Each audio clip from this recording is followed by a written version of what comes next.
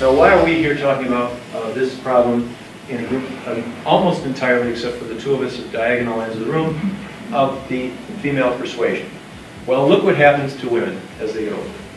This is every study that's been done, Germany, France, the US, Japan, everywhere, it's always like this.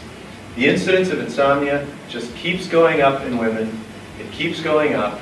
It keeps going up. And women are about double the chance of men to have insomnia. But by the age of 75, it's about triple for the men who are still alive. Of course, there are a lot of women alive then. But, so you survive better than we do, much better.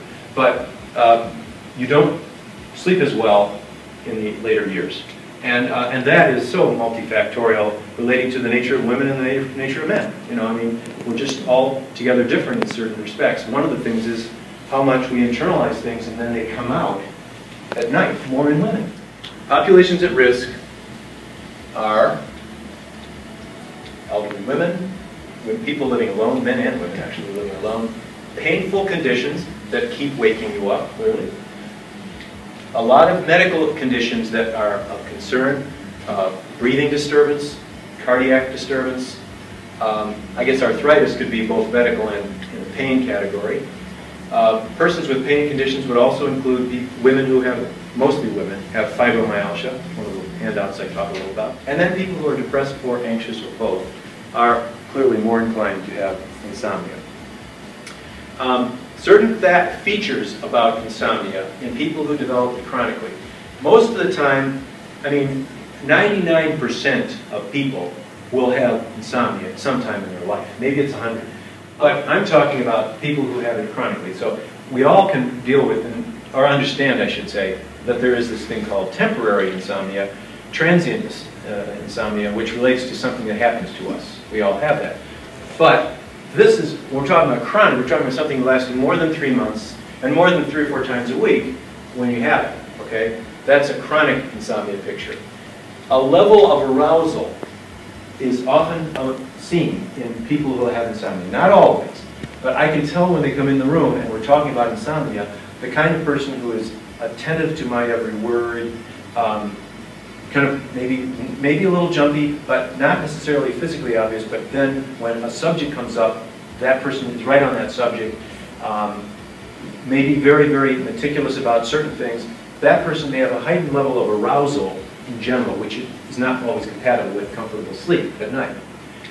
Distorted perception. A number of people who have heard, oh, if you don't get 8 hours of sleep a night, you're going to die young, or something like that. That's out there a lot. And you know, part of it's our media and the fact that it's so accessible for us to read things, and you know, not everything you read on the internet is fact, you know, right? Well, not everybody does know that. So people are coming to me sometimes with the weirdest ideas about what's going to happen to them, you know, because they don't sleep. And worry. A lot of people who have insomnia are worriers. That's the nature. Now, this led Arthur Spielman, famous psychologist in New York, to develop the model, the 3-part model of insomnia, which is so often useful to see.